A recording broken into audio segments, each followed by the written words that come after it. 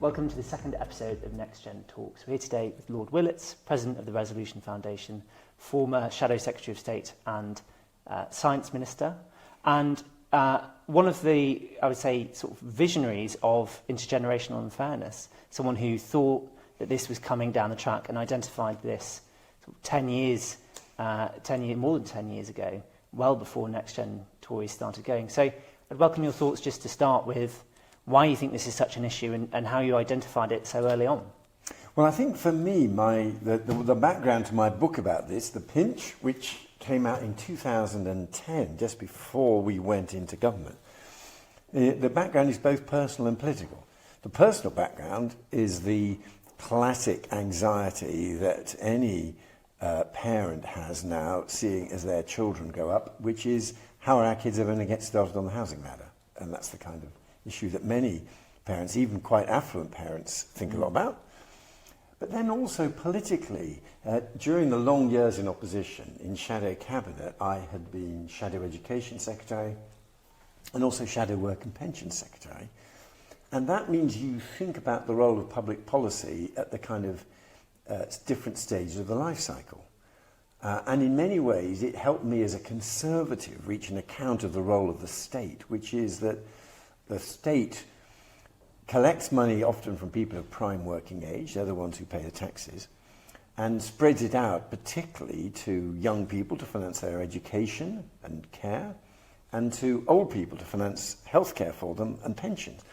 So the state shifts money between the generations, and because of the accidents of the posts I was shadowing, it helped me really think that through. And it's an important role for the state. It's, I think, at the heart of actually the Conservative account of the state. It involves maintaining a contract between the generations, so you pay in when you can and take out when you need it. But it also means that it's easy for that to get unbalanced if you don't properly maintain a fair balance between the taxes you level and the different stages of the life cycle you particularly help. And I thought that we had already got unbalanced. We weren't properly looking after the interests of the younger generation. And in what way has that become unbalanced? Is it the actions of several governments, or is it something that's built up over a period of time with lots of different factors? And which factors would you attribute more than others in leading to this coming together of an intergenerational unfairness? The two main assets that people build up during their lives are owning a house and having a funded pension.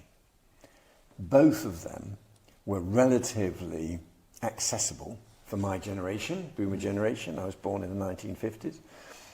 And for us, we've achieved very high levels of home ownership. And many of us have a funded pension scheme. And it became obvious to me that both of those key assets were not being delivered in the same way for the younger generation. Hard to get started on the housing ladder, hard to build up a funded pension. And so the property-owning democracy, another great Tory slogan, was not being delivered for the younger generation. And that's on the asset side of the equation. And then when you look at incomes, and work we've subsequently done here at Resolution Foundation has also showed that when it comes to things like wages for young people, wages for a 30-year-old now are barely higher than the wages of a 30-year-old 10, 15 years ago. And also the way the benefit system worked, boost benefits for pensioners, if anything reducing the real value of benefits of families with children. So it is a series of different things hitting young people, both when it comes to building up assets and also when it comes to their current living standards and the incomes they receive. And so how do you think we can rebalance the contract between older voters and younger voters? Because some people would say, the Conservative Party is now a party of older people, so it's difficult to rebalance and do more for younger people without offending or taking away from older people. How do you think we can get that balance right? Well, on this issue of the sort of Conservative Party being the party of older people, first of all, this is a relatively new phenomenon. When I was working for Margaret Thatcher in the 1980s, we secured a lot of younger voters, and indeed her messages about freedom, making your own way in the world, spreading assets to young people really struck home. And it's only recently that age has replaced social class as such a powerful determinant of how people vote. So there's nothing kind of inherent in conservatism. We always should be appealing to old people, not to young people. This is actually a relatively new phenomenon. You may say, systematically, this is a large group of voters, it's right to appeal to them. We want to appeal to that stage of the life cycle. So you could say we're going to appeal to the over 50s. The danger is if 10 years later you find you're appealing to the over 60s, and 10 years after that you're appealing to the over 70s. In other words, if you're failing to recruit successive generations as they work their way through the life cycle, and I think that is a real danger for the party now. I think it's very serious. And setting aside the politics of it, it's just part of the fundamental promise of modern capitalism should be that each generation is better off than the previous generation. That is kind of what it's all about, really. And if we're not delivering that, that's a very serious challenge to the kind of ordered liberty, free market society that we conservatives believe in. And do you think some of the wider societal issues are linked to this misbalance of the economy? Because if intergenerational fairness grows and it becomes that the economy and your lot in life is largely based on how well your parents did, what are the wider implications for how that trickles down in the future? I think the most important single kind of measure of how the British political economy has changed is that back in the 1980s, our total national wealth, our assets, were about 3 times GDP, 3 times our national income. Over the subsequent 30 years, we now reached a peak where national wealth, national assets, are about 7 times national income. And that's for a range of factors. Quantitative easing has been one of them, not the only one. Planning restrictions pushing up the value of houses. Lots of things have made this happen. A society where wealth is so highly valued relative to income and earnings changes its character quite a lot. It means that acquiring an asset out of your income is much harder. It means that inheritance is much more important. And it also has another feature, which is that, by and large, wealth is distributed more unequally than income. And, that's a widespread phenomenon. Even if there's no change in the distribution of income and no change in the distribution of wealth, but wealth is more unevenly distributed, an increase in the significance and value and importance of wealth changes the character of your society and changes the distribution of opportunities, even if it doesn't show up in either inequality, in either of the main inequality measures. Even if neither income inequality nor wealth inequality change, but it's just that wealth becomes more important. That itself makes society feel more blocked and more uneven. So I think it has a whole series of challenges, and helping people get access to assets is a really important policy for Tories to endorse. So, as you know, our 3 big policy areas are housing, childcare, and the balance of taxation. Maybe we'll talk on that first one first. So, in terms of housing, firstly, what do you think we need to do to make housing, better delivered, but also doing that in a way that doesn't lose Conservative voters? Because that's probably the main one where the party, if you speak to MPs, they're concerned about, well, if I have more homes in my constituency, people will vote Lib Dem, they'll vote Green, they'll go to other parties. So, firstly, why do you think it's so important? And do you think that will push off voters, or do you think long-term it's better for the economy and will win back voters in larger numbers anyway? Yeah, and look, of course, I wrestled with this as an MP. I now operate from the safety of the House of Lords, but I did face real voters in Havant, where we still have our house, and absolutely went through what I know MPs all go through. You had some protest about a planned housing development, and you'd literally have been at your surgery and met some young couple, and he worked at Tesco's and she was a nurse, and they got a baby, and they were all camping in the spare bedroom of his parents, and they'd come to me and say, Mr. Willetts, you're MP, why cannot we find anywhere to live around here that we can afford? And you'd go straight from that to a residents' association meeting where good people, all by and large aged over 50, but people who were all socially engaged, would turn up to protest about a proposed housing development and ask me to pledge to oppose it in any way I could. So I absolutely understand the problem. A couple of comments on it. First, the polling evidence is quite encouraging on this. If you ask the key question, do you think more houses need to be built in your area? Support for that has gone from about 25% to about 50%. There's a lot of people who can see it's a real problem and affecting the younger generation. And secondly, and this is one of the things that got me writing the book, when I was trying to work out what do you say to the Residents' Association in those circumstances, and MPs and candidates, we're not kamikaze pilots, we want to win people over. I found the most important way I could get through to them to say, look, I know where you live, I know this area. There's a lot of houses in this area built in the 1960s and the 1970s, houses that you live in. You've got a house because the previous generation before yours agreed that they did need to build on fields and things and brownfield sites for you guys to have the houses you've now got. If that's what a previous generation did to enable you to have your house, don't you think we've got a similar obligation to do that for the next generation so they can have their house? And that appeal to a kind of intergenerational contract, I find, does have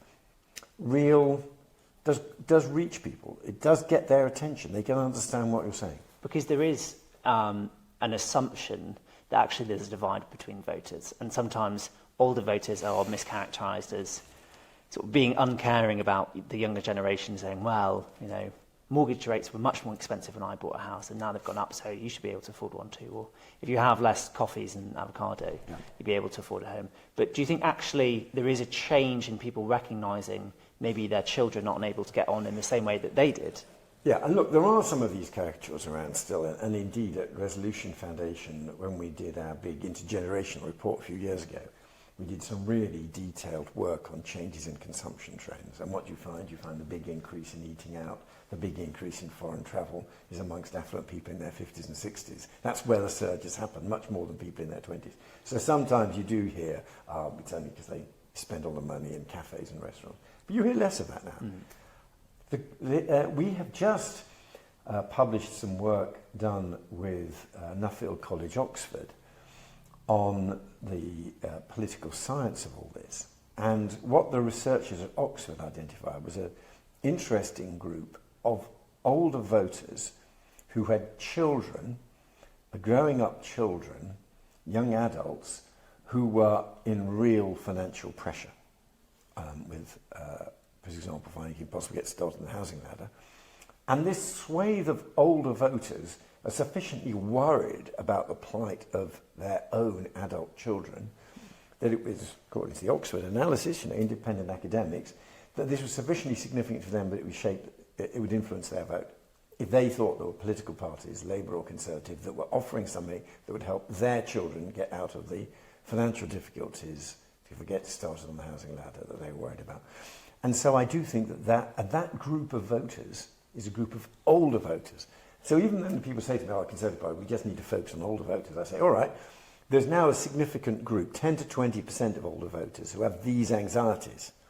And their votes are more up for grabs.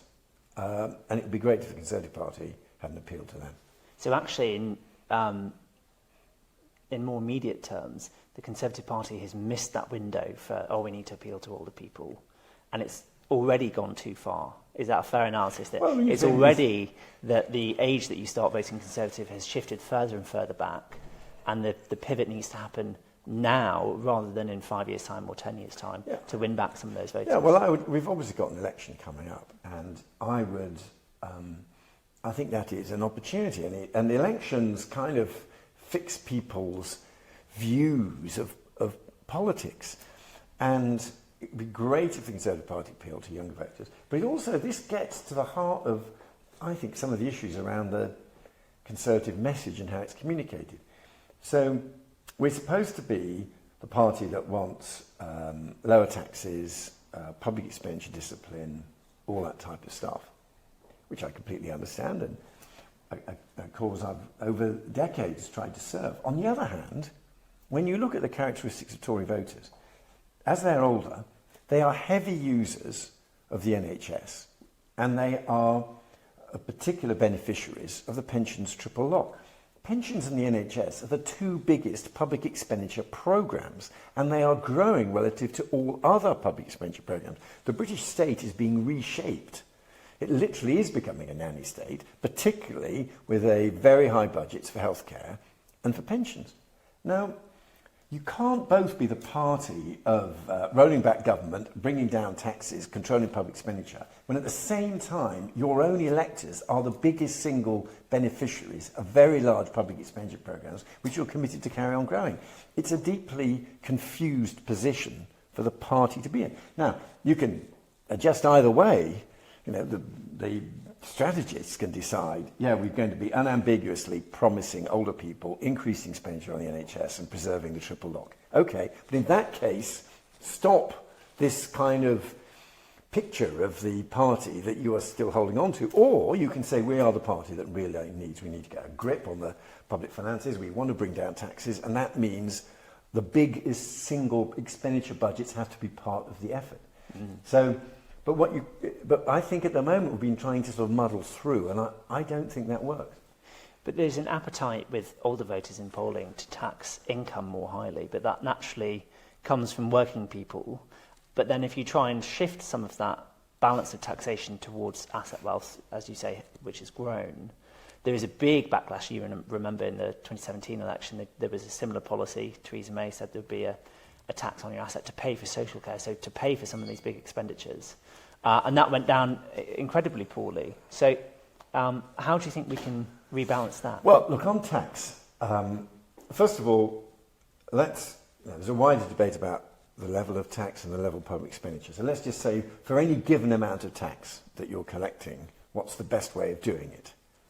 And I sometimes think the party is so anxious to be showing it's a low tax party, it doesn't wish to have that really quite important debate of, okay, for any given tax, what's the best way of doing it?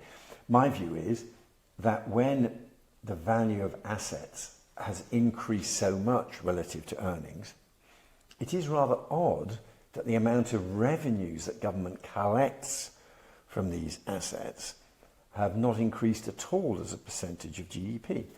And I guess for me, my view of the balance is I think it's hard for working age families. Life is tough for earners. My personal view is that if you have any scope for tax cuts, it's earners, workers that I would wish to help. And it may be that when it looks at, I don't believe in a sort of single great big wealth tax. I don't think that we can have a doomsday book account of everyone's wealth. But I do think that council tax, which is in the official definitions, our main tax on capital, is an incredibly regressive tax that falls much more heavily on tenants and owners of low-value properties relative to high-value properties. I think that's something that could be looked at. And so I do think, and when it comes to social care, I wouldn't even regard it as a tax, but what I would say is that if there are people in high-value properties who do face the course costs of social care and who then say they're worried they can't change their property into cash to pay now, I think it's a legitimate charge on the estate, which is already a feature of the system. But I think that could be done more effectively as a charge on the estate after your death to help cover some of the costs of social care. Because the alternative of fully socialising social care, and so it's all going to met out of general taxation, that is a new public expenditure commitment. And are we going to put these taxes on workers to help people whose property may be worth a hell of a sight more than that of the workers who are paying the higher taxes? And I find, again, people understand this argument. You've got to be careful. You've got to be do it step by step. You've got to be prudent. But it seems to me, again, it's not a hopeless argument. The reason why here at Resolution Foundation we collect all this data and produce report after report, we're just trying to get these issues out into the open so that frontline politicians facing real electors can find a way through that electors accept. And in my experience, they're very susceptible to an appeal to fairness between the generations. And do you think we think too much in terms of public outgoings and income in tax, and we don't talk enough about growth, and growth has now become a controversial view, but in terms of housing being one of the main things, obviously if you build more houses you get that economic growth that then might be able to pay for the NHS and the triple lock pensions and things like that. Do you think there is a message there for if you want to be able to pay for higher state spending. We need to build more of the infrastructure that can pay for that through economic growth. Yeah, and I think I think the party's focus on growth is absolutely the right thing, and it's one of the it's the biggest single challenge facing Britain, and we definitely need pro-growth strategies. And of course, there's legitimate, lively debate about it. And for me, with my background, having been Minister for Universities and Science, I'm very keen on innovation and sort of the opportunities for Britain, given the quality of our science in high tech, and also the strength of our great service industries, which is not just financial services, it's other industries that we sell services from insurance to education. So there is, I think, a really good agenda to have there. That helps make all this affordable. But remember, if you've got, for example, the triple lock formula that pensions will rise by either inflation or earnings or 2.5%, whichever is the highest. Almost any, doesn't matter what your growth rate is, it still works out as a very expensive commitment that probably means pensions growing as a percentage of GDP, however rapidly GDP is growing. So growth eases a lot of the problems. It doesn't solve every problem. And so growth is one of the things. Rebalancing tax is another thing, and you touched on briefly wages and productivity. So some of that is science, as you said. So how do you think we can boost that to make sure that wages now catch up with some of the growth in house prices and things like that? Well, I think here, and this is where I think Jeremy Hunt and Rishi Sunak are absolutely on the case. I do think when you look at how Britain pays its way in the world in the future and boosts its performance, if you look at our comparative advantage, the things we're good at, we have great strengths in service industries. And as I said, by service industries, obviously it's financial services in the city, but it's actually a wider range than that. It's great architects, it's engineering consultancies, it's higher education, which on the latest estimate itself brings over £40 billion into the economy every year. And when you look at the rapidly growing economies around the world, economies like India and Asia, if you look at the rapidly growing economies like India and China, what do you find they've got an appetite for? They've got an appetite for these services. They want to send their kids to study here. They probably want a savings instrument with a great British brand like the Prudential. They may trust our insurance market. We've got banks with international reputations. They probably want to employ British architectural and engineering consultants. As I know, they regard us as leaders in the design of beautiful buildings, but also energy efficient buildings. So it is, I can see Britain being a very prosperous 21st century country. But we need to unleash those, we need to systematically back them. We need to focus on trade deals that open up markets for them. And as I say, I think the Chancellor, the Prime Minister, Kemi Badenoch, I think all the responsible ministers do get that. It's now a matter of delivering it. And so to sum up, if you had 10 minutes with the Prime Minister and you had 3 things that you wanted to emphasise on how you rebalance intergenerational unfairness and do it in a way that is politically viable, what would you say? Right. I think the first thing, which is that we need some equivalent of the great 1980s campaigns of council house sales and wide access to privatisation shares. Now, neither of those mechanisms is now available. I think the modern version of this is a capital grant of £10,000 when people get to the age of 30. And in the context of wider public expenditure, that is affordable because you're talking of about 700,000 people a year. So you're talking of a programme of about £7 billion a year out of a public expenditure total that's heading towards £1 trillion. So it's doable. And I think that would, just as a start for people to put down a deposit on their first property, or even just a deposit to rent a flat, I think, or to put into their pension scheme. Now we've got auto-enroll pension pots. I think that'd be a great initiative. I think, secondly, we've got those pension pots. Make them more flexible. The good news is we've, on a cross-party basis, created a sort of auto-enrolment savings model that means many people do have a bit of savings. The bad news is there's not much in it, and it's quite heavily restricted what you can do with it. So perhaps link the capital grant to a bit more flexibility getting that money. Then push for the liberalisation of the planning regime to enable more houses to be built, the kind of stuff that Michael Gove was talking about in his excellent speech in July, and which I know Simon Clarke is very keen on as well, quite rightly, just get more houses built. I think that would be another thing to do. So I think when you look at it, there's a range of options. Good quality vocational education, of course, and continuing access to higher education. Don't be down on universities. Widespread aspiration, especially amongst the families that have not gone to have the opportunity of getting a place at university. You put all that together, and I think you've got a sort of optimistic picture of Britain and prospects for the future that I hope would win over some younger voters, but I think would also appeal to their parents and perhaps even their grandparents. Well, thank you so much for taking the time to speak to us today. Thank you. Thank you.